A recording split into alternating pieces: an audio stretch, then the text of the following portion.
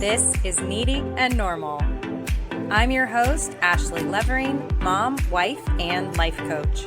After years of coaching and learning from my own life, one thing is clear: meeting your needs is essential for living your best life. Here, we'll talk about your needs and not only learn to accept them, but also tend to them without guilt. You're not needy. It's normal. Let's get into it. Hello, friend. Thank you for being here. This episode will feel tender, perhaps, and hopefully helpful, because we've all heard the phrase, embrace the chaos, embrace the chaos. What the hell does that mean? Sometimes that's so comforting because you think, whatever's going on, I can embrace it, I can figure it out. And sometimes we want to fight that phrase and think, I don't want to embrace chaos. I just don't want chaos. I want to avoid chaos. I hate chaos. And then sometimes it comes down to, how do we even do that? How do you embrace chaos? And everyone's level or definition of chaos can be a little different. Chaos could be as bad as facing detrimental tragedies and brokenness, literally, physically, or death, really awful things.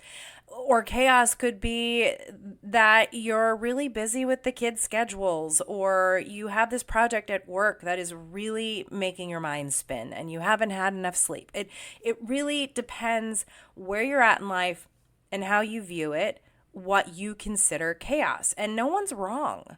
Your chaos is there's nothing wrong with what you consider chaos. But this episode, I'm going to walk you through some how-tos that are very human. So it's not about perfect. This is something I say to my kids and my clients. Practice doesn't make perfect. I don't believe in that. Practice makes better. So if you're going to find some how-tos about facing whatever chaos is swimming around you, maybe it's not happening currently, but this will help you be prepared for when chaos happens. And you can think, oh, wait, I listened to a podcast episode about this once. I'm going to be okay because I have these steps I can at least give a try. And like I said, these are very human, and honoring the human experience, because we're not meant to face chaos like superheroes, even though you are a superhero in your own life. You really are. Everyone faces stuff. Everyone has their own way of getting through things. These are just suggestions, but they have worked for people I've worked with. If you need a little update on who I am and what I do, I am a life coach. I do specifically work with people facing changes, typically more massive or bigger changes. So it could be something tragic, or it could be like moving, or becoming a parent, or quitting or starting a new job. Things that feel like big shifts and bigger and come with bigger transitions in life. That's kind of my deal. And along with that, I accompany my work with mindset coaching and self-care coaching. So my big belief, talk about needs, right? My big belief is when you're facing something hard, when you're facing something catastrophic, chaotic, whatever it is, the best thing you can do is work on your mindset and your self-care, and then obviously go into action with those things supporting you. And speaking of support, also having support. It is always okay to ask for support. Even the strongest, smartest people in the whole wide world have support. So I have those key components that I always offer my clients. I try and offer to myself. I try very hard to practice what I preach, which is why this episode I feel is appropriate, because I am in the midst of my own chaos. And so a lot of the things that I have taught and helped people through by using these different tools and these how-tos, I'm using right now. I'm putting into action for myself. So if you didn't know, and the reason I'm choosing this to do now is, if you didn't know, something chaotic has happened in Wisconsin, where we live. We live just outside of Milwaukee. Milwaukee, especially, and my town, Menominee Falls, was hit really hard with the heaviest rainfall they've seen since 2008. I want to quote Wisconsin State Climatology Office, the University of Wisconsin-Madison. On the evening of Saturday, August 9th, Thunderstorms and torrential downpours moved into southeastern Wisconsin. As the night went on, the rain continued to fall at rates of 1 to 2 inches per hour, causing the worst flash flooding event in the region since 2008. It goes on to give a bunch of facts on like how this all happened. Nobody saw this coming. I mean, we knew it was going to be thunderstorms and rain, but we've seen thunderstorms and rain. You know, we're used to that in the Midwest, but we had no idea it would be this heavy of a rain. And I felt helpless as I was driving home. Myself and the kids were driving home from Michigan, where we just had the best weather and a lake vacation, and we were having the time of our lives. And then I get a call from my husband the morning we're leaving. So on the 10th of August, on Sunday, we're leaving to come home, and he says, "Honey, our basement flooded. This thing was bad." And I remember talking to him the night before and him saying driving home was actually really scary. He was driving home from the Brewers game. By the way, side note, Brewers are kicking ass. I hope they keep doing that because this is epic, and it is very helpful to have something wonderful and a really amazing baseball team to cheer for while we're going through all this. Okay? All right, so let me get back on track, but that is very helpful. So he's going home from the game the night before, and he says, "I've never seen rain like this before." One of my neighbors explained it like it was like watching a waterfall, but it was everywhere. And so you realize this is not normal, but it wasn't until the next day and, of course, overnight when all of the flooding and people not being able to get out of their cars and they're boating down the street. I mean, it was really bad. I remember watching the floods in Texas only like a few months ago thinking, oh my gosh, that's catastrophic. I couldn't imagine. And now this is happening right here in our town. So it's just crazy. And yes, our basement flooded, not as bad as a lot of other people. So I am trying to see the silver lining and realize that even though we have huge repairs, it went up our walls, it's not good. It could be a lot worse. And the best part is we're safe. You know, we're okay. And we have the most amazing friends and neighbors. We've all been helping out. My kids and I hopped on our bikes a couple nights ago, went around and just counted the driveways that had carpet pulled up and rolled up and put out on the driveways. We counted, I think, 25, and that's probably not everybody. So I would imagine more than half of our neighborhood was affected. I have to look at the statistics, but this is happening in real live time while I'm recording this. So when you listen to this, maybe you'll hear this the week I put this episode out, but maybe you'll hear this in 3 years from now. So you can go Google this event and find out all the facts and details about, all the cars, all the homes, everything that was lost. The good news is what I've come to understand is that nobody has died and injuries have been minimal, which is actually amazing.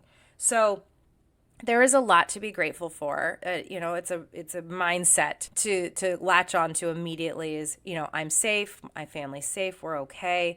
And even though the damage is extensive, you do kind of have to take an inventory of what matters most to get your head in a space of we're going to be okay. So let me bring you through kind of my process.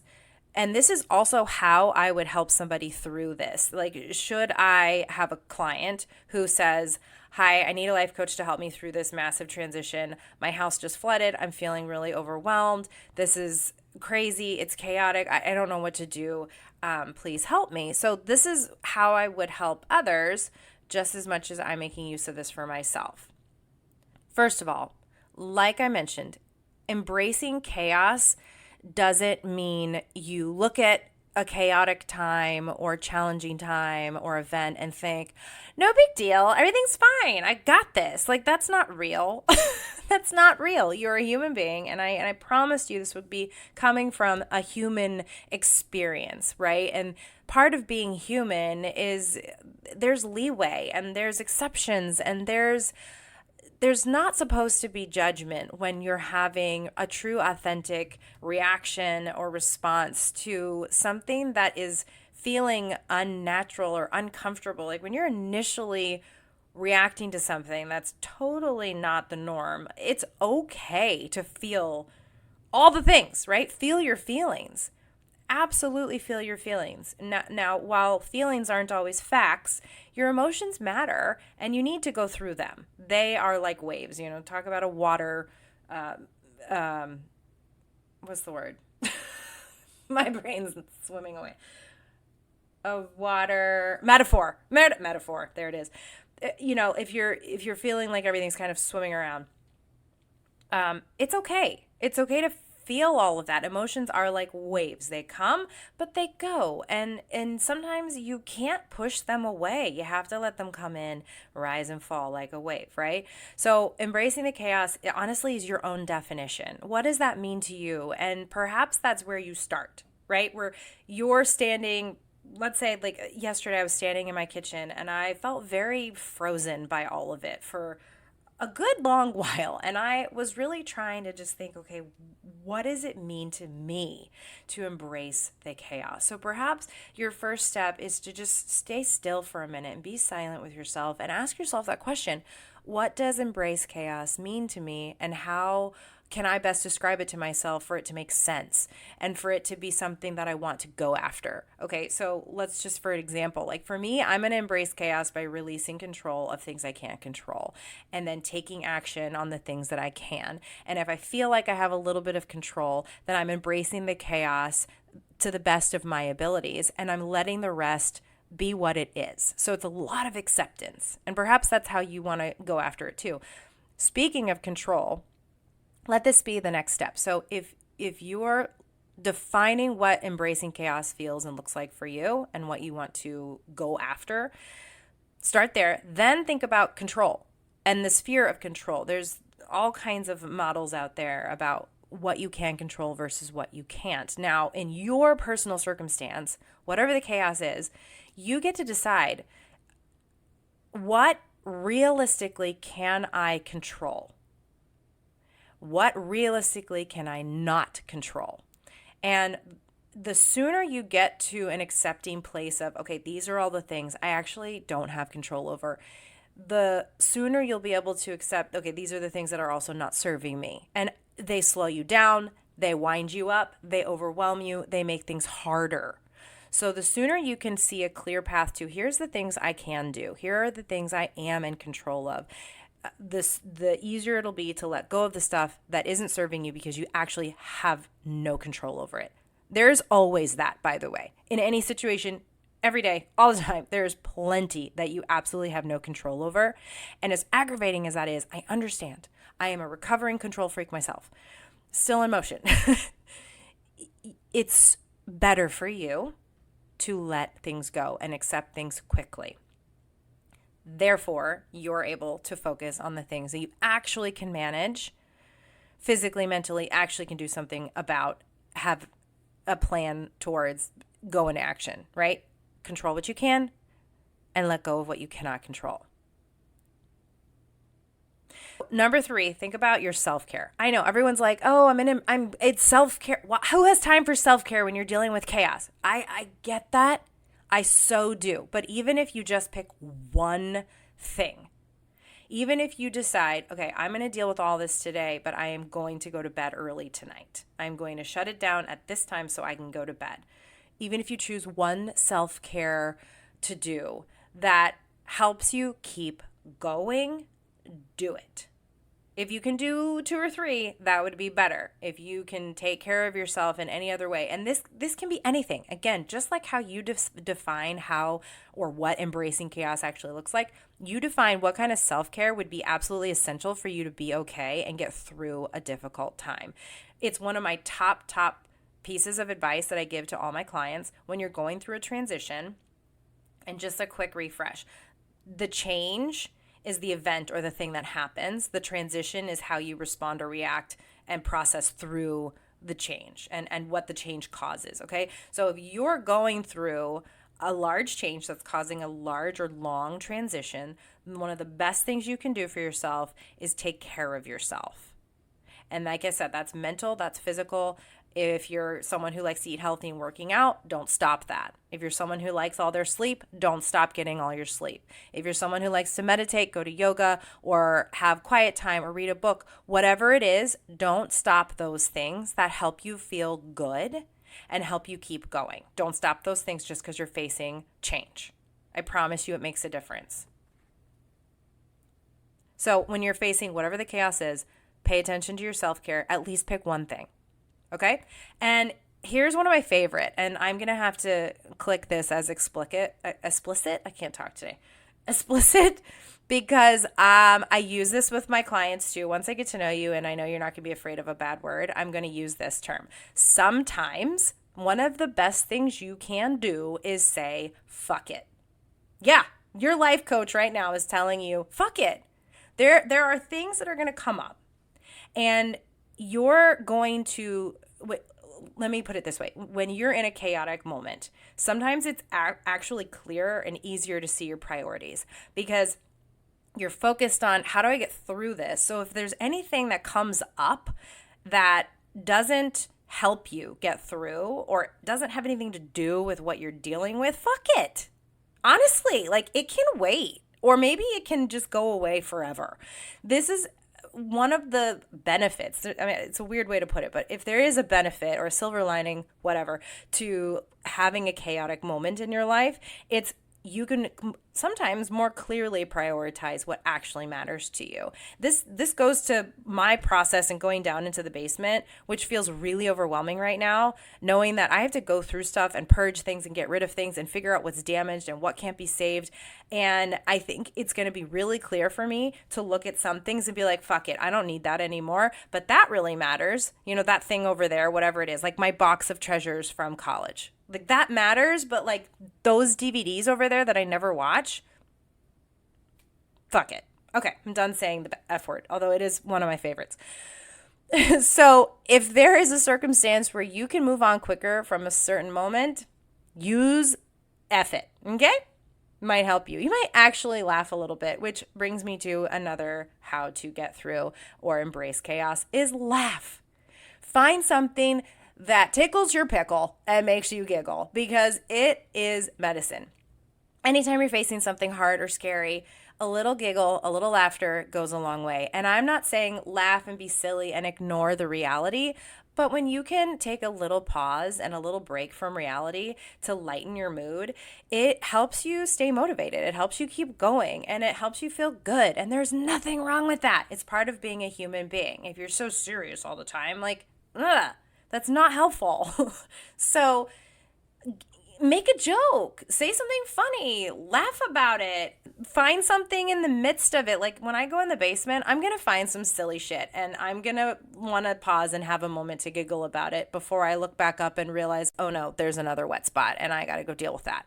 Whatever. It's okay. There's always time for a human moment to breathe, take a breath, pause, have a giggle. And pausing is okay. You don't always have to pause for a giggle. Sometimes you just have to pause to breathe, to just go outside or just stand up straight, close your eyes, take a deep breath, and just reset. And that also goes into take a 5-minute break, take an hour break, go do something, take a drive, do something else with your mind and your body sometimes in the midst of the chaos is often a really good way to be able to come back and continue to embrace it, right? So take that pause, take that breath, change your scenery. I'm working with a client now who works at her desk and she barely ever breaks for lunch. And I remind her, you can get up and just walk around. You can get up and walk outside. Just take a breath, stop thinking about work even for 5 minutes and come back to it fresh. It is tremendously helpful. That goes for anything. 2 more things. One of these 2 last things I'm going to tell you is to be patient.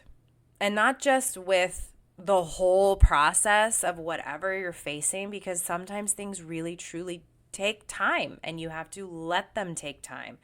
Be patient with how things might go. You are not in control of time. You are not able to go faster than you're able to go. There are going to be moments where you might need to pull yourself aside and remind yourself in those pauses, right, to be patient. Even when you're getting really frustrated, like I'm going to have this moment. I'm going to have a frustrating moment where I think, oh my God, I just want this basement done. I want everything out of my house. I want to have everything complete. Like, how do I go faster? I'm going to have to pause and remind myself to be patient. So not only be patient with the process and whatever the chaos is that you're going through, but also be patient with yourself.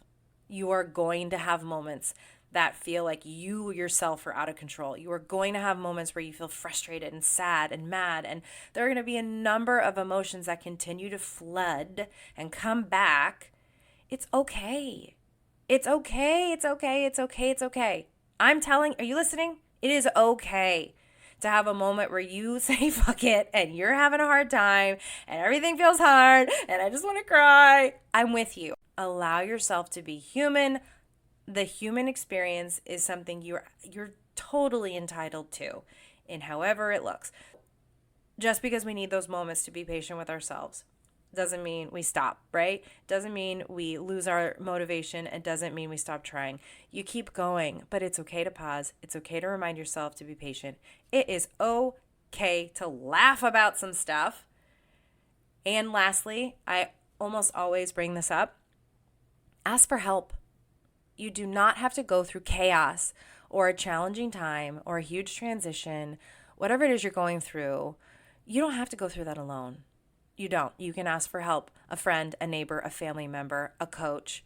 Often people reach out to me when they're at their wits' end. They're like, I just feel like I'm all alone and I need somebody to help me and metaphorically hold my hand or just let me talk out loud and formulate a plan and tell me if it sounds okay.